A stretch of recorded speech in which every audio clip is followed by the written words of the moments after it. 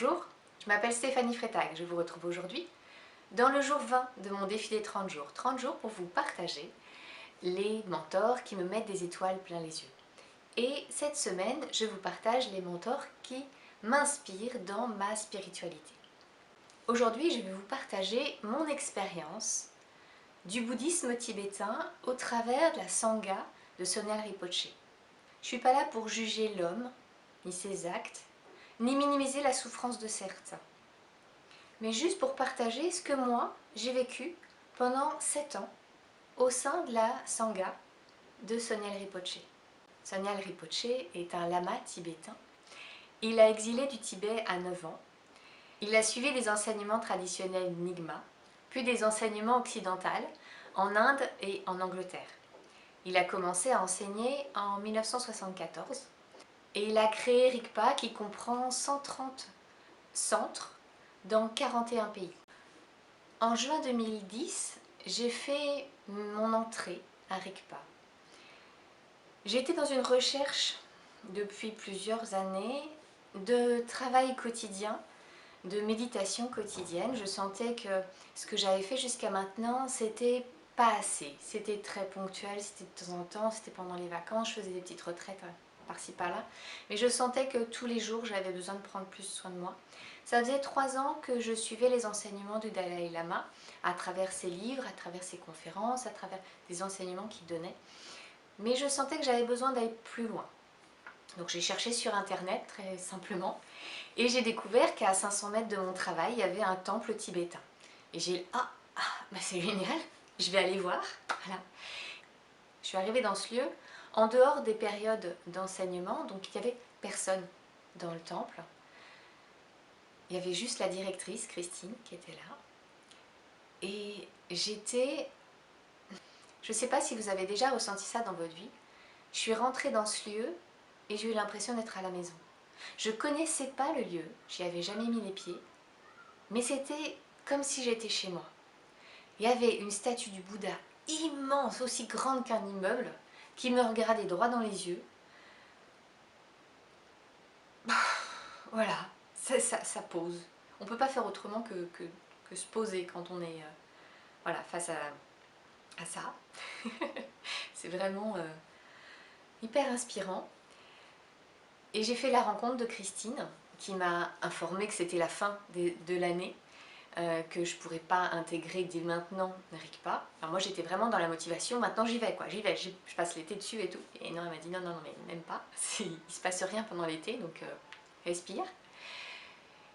Elle m'a donné un livre, celui-là, le livre tibétain de la vie et la mort, 500 pages. Elle m'a dit, bah, tu le lis pour septembre. Elle m'a invitée à suivre les 2 derniers enseignements de l'année pour voir si le rythme, si l'ambiance, si ce qui s'y passait, ça m'inspirait ou pas. Et ses devoirs de vacances de lire ce livre-là pendant l'été. C'est un challenge pour moi. Je suis dyslexique, je lisais très lentement, j'ai gagné en accélération, mais c'était vraiment compliqué pour moi. Je me suis mis un planning hyper carré, 10 pages par jour, et sans en démordre, tous les jours, j'ai lu ça. C'était ardu, il y a eu des moments difficiles, mais j'ai réussi à tenir le rythme. Et j'ai été très fière de moi en septembre d'arriver en disant « j'ai lu mon livre, je suis contente ». Voilà. Et d'assister aux premiers enseignements. Dès les premiers enseignements, on m'a dit que ce livre, il fallait que je le lise 7 fois. Donc là, j'ai fait non mais 7 fois, non mais ça va pas être possible. J'ai déjà été énormément de mal à le lire une fois. Bon, dans les faits, je l'ai lu 2 fois et quelques autres passages que j'ai relus. Cette fois, j'ai pas réussi, clairement. C'était trop pour moi. Et donc, j'ai fait la connaissance des instructeurs, des gens de qualité, qui avaient un enseignement, une façon de transmettre l'information qui me permettait de comprendre et d'intégrer. J'ai dû réapprendre à méditer. Qu'est-ce que c'était que la méditation selon les enseignements tibétains? Voilà, j'ai découvert la philosophie bouddhiste et la religion bouddhiste. selon les enseignements tibétains. Je ne connais pas les autres formes, je ne l'ai pas expérimenté moi personnellement, donc je ne peux pas comparer par rapport au reste, je n'ai pas d'éléments de comparaison.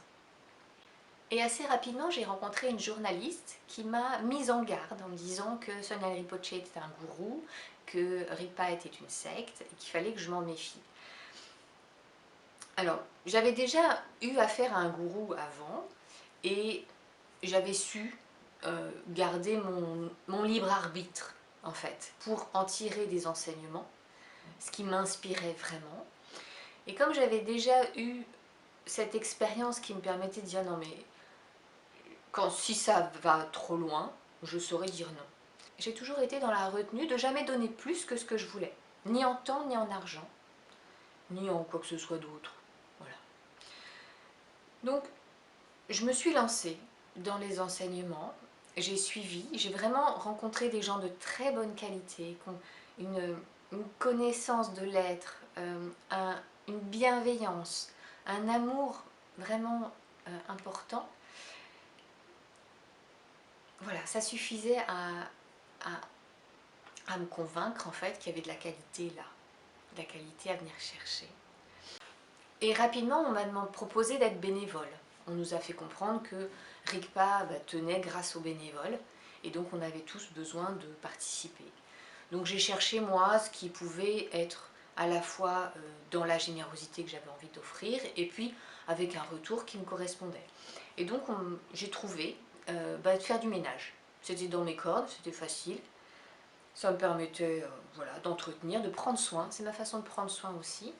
Et puis d'être seule dans ce temple. Pouvoir profiter tous les vendredis pendant ma pause déjeuner, d'aller faire mon ménage, puis prendre un temps pour me poser dans ce temple toute seule. Juste avec Christine, on partageait un déjeuner ensemble, et de profiter de ce Bouddha immense et de cette atmosphère paisible. Je m'y suis toujours sentie très bien. Plus quand j'étais seule que quand il y avait plein de monde. J'ai du mal avec la foule. Ça a tendance à m'oppresser. Voilà. J'ai pas de phobie, mais je me sens pas forcément très à l'aise. Après un an de ménage, on m'a proposé des postes de responsabilité.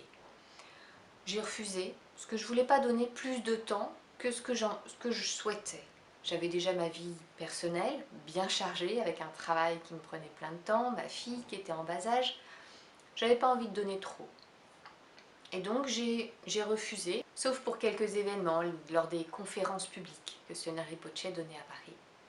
Où là, on m'a proposé, j'ai déjà participé en tant que bénévole, puis après on m'a proposé la co-responsabilité, pas toute seule, je voulais surtout pas faire ça toute seule, c'était trop de travail, pour gérer l'accueil du public. Voilà, gérer la billetterie, les filtres et tout ça, et comme je suis plutôt douée en organisation, je me débrouille bien, ça ne me demande pas d'effort, je me suis bien débrouillée sur ces postes. Donc Ripa, j'y suis allée vraiment avec l'envie d'apprendre ce que c'est que la méditation, d'apprendre, de m'engager, de travailler quotidiennement. Tous les lundis soirs, j'étais aux enseignements. Un dimanche par mois, je suivais des journées avec la Sangha, et plus de quelques retraites, et puis les événements exceptionnels qui se passaient une fois par an de conférences publiques. J'ai été amenée à faire 5 retraites à l'Érabling, dans le Larzac, à 1 heure à peu près de Montpellier. Et j'ai découvert un temple traditionnel tibétain, construit par des Français, par des bénévoles, qui était mais juste magnifique, qui l'est encore, hein. C'est un lieu qui est vraiment très inspirant. Et ça m'a permis de vivre des retraites. J'étais à la fois coupée du monde, physiquement, puisque j'étais voilà, en haut d'une montagne, loin de tout réseau, loin de connexion, mais en même temps en lien avec le monde entier. J'ai été faire plusieurs dropshans. Ce sont des pratiques intensives de récitation de mantras, de prières, voilà, d'intention, qui se font jour et nuit. Et donc, voilà, c'est un rythme qui est assez intense pendant 10 jours. Et c'est très très libérateur. Moi, ça m'a permis d'évacuer, de me libérer énormément de de vieux schémas, de karma, d'histoires, d'énergie qui avait plus lieu d'être. De quitter un peu mon ancienne peau pour me faire peau neuve. On peut voir ça comme ça. Voilà, me retrouver, me reconnecter à moi-même. Erabbing, c'est un lieu que j'apprécie énormément. J'y ai rencontré des amis, des personnes à qui je tiens particulièrement. Et j'y ai vécu des expériences intenses. Intenses en énergie, en amour, en connexion. C'est assez drôle, je me sens plus en lien avec des personnes décédées qu'avec des gens qui sont là. J'y ai découvert et rencontré Dilgo Khyentse Rinpoche et Khandro. C'est des personnes qui m'inspirent énormément, leur aura et leur présence est encore imprégnée dans ce lieu. Khandro y est enterrée, elle a un tsupa sur place et Dilgo Khyentse Rinpoche a une statue, alors j'ai plus le terme exactement, mais c'est une réplique exacte de lui avec son énergie, enfin il y a tout un rituel autour. La première fois que j'ai vu cette statue, j'ai cru qu'il était là en vrai. J'ai senti sa présence, enfin je sais, j'ai du mal à mettre des mots dessus, mais je me suis excusée, j'ai cru que c'était qu'il était là pour de vrai, alors qu'il est décédé depuis longtemps. Mais voilà, je me suis excusée, j'étais toute penaud et toute admirative. Pendant 7 ans, j'ai suivi des enseignements, j'ai étudié, j'ai appris, j'ai pratiqué, j'ai appris à maîtriser. Qu'est-ce que c'est que le dharma? Qu'est-ce que c'est que le karma? La bodhéité, le non-jugement, l'attachement, pour trouver une stabilité, une paix intérieure. Chercher un chemin vers l'éveil de la conscience.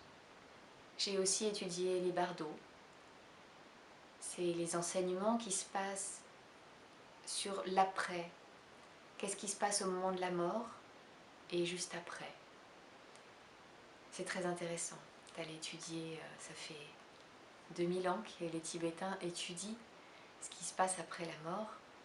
Et je pense qu'on a beaucoup à apprendre, nous occidentaux, de cette vision de la vie. Comment comprendre la vie si ce n'est en comprenant ce que c'est que la mort.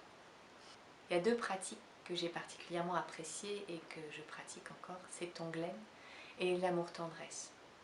Une façon d'aimer, de s'aimer soi et d'aimer le monde, d'aimer tous les êtres vivants. Dans Rigpa, il y a plusieurs niveaux. Le premier niveau, c'est l'étude de la méditation. Moi, je me suis arrêtée à ce niveau-là pendant 7 ans. Au-dessus, il y a un niveau qui s'appelle le Nandro, qui nous permet d'apprendre à faire l'expérience des mantras. Qu'est-ce que c'est que l'énergie du mantra? Et d'aller y goûter. Pour ça, il faut pratiquer, répéter certains mantras pendant 100 000 fois, 1 million de fois, même plus. J'ai pas voulu aller là-dedans. Je voulais pas aller dans du trop. J'avais déjà une vie personnelle très chargée. Donc, j'ai pas eu à passer par là. Par contre, j'ai pu goûter au moment des retraites à toute cette énergie. Qu'est-ce que c'était que le mantra? Le vivre de l'expérience, sans forcément passer par une accumulation de récitation. Je l'ai fait à mon échelle, à mon niveau. J'ai créé mon œuvre, ma façon de faire. Il y a 3 ans, quand j'ai été enceinte de mon fils, il y a une polémique qui a commencé à se faire, des procès qui se sont ouverts contre Sonel Rinpoche, une ambiance à Rigpa qui a changé. Et j'ai pas voulu... j'ai pris le large en fait à ce moment-là, j'ai voulu me protéger, j'avais déjà fait 7 fausses couches. Je souhaitais vraiment que cette grossesse se passe bien. Donc j'ai pris mes distances par rapport à Rigpa. Et j'ai suivi mon propre guide à partir de ce moment-là. En me faisant toujours inspirer, j'ai quand même fait 7 ans à Rigpa, j'ai appris, expérimenté, découvert. Et j'aime bien aussi à un moment passer à autre chose, revenir à des anciens ou à des nouveaux. Voilà, refaire un bon équilibre. On a tous en nous un guide intérieur et c'est celui-là qu'il faut suivre. Les autres sont des reflets qui nous permettent d'apprendre sur nous-mêmes. C'est intéressant d'aller suivre des reflets qui ont l'enseignement, qui peuvent nous tirer vers du mieux. mais toujours revenir à ce guide intérieur. C'est lui qui sait où est notre chemin. Parce qu'on a tous une expérience différente à faire dans cette vie. On est tous différents et on va tous vivre les choses différemment. Je vous invite à suivre votre guide intérieur. Vérifiez que ce que vous entendez, c'est en lien avec ce que vous ressentez, avec votre cœur. Apprenez à écouter les différentes parts de vous-même. Certaines parts de nous-mêmes nous enseignent, d'autres sont plus une résultante de ce qu'on a appris. Donc ça dépend de ce qu'on a appris, ça dépend de l'entourage qu'on a eu, ça dépend de notre culture, de nos parents. Je tiens à remercier dans cette vidéo tous les instructeurs de Rigpa qui m'ont énormément enseigné. Merci pour votre qualité d'être, votre qualité d'apprentissage. J'ai énormément appris sur moi et sur ce que c'est que la vie finalement. Merci, merci beaucoup. Et je remercie Sonal Rinpoche pour ce qu'il a apporté à ce monde, dans ce qu'il a apporté de meilleur. Je vous invite à votre tour de mettre le hashtag Tu m'inspires et de partager à toutes les personnes qui vous mettent des étoiles dans les yeux un merci, un message de gratitude, pour qu'une onde d'amour et de gratitude puisse traverser le monde. C'est tout ce que je souhaite. Je vous souhaite le meilleur et je vous retrouve demain dans une nouvelle vidéo où je vous partagerai ma rencontre avec Luc Baudin. Au revoir, à bientôt.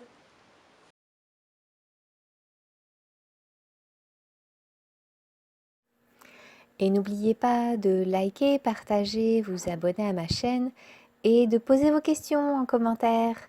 Bisous, merci.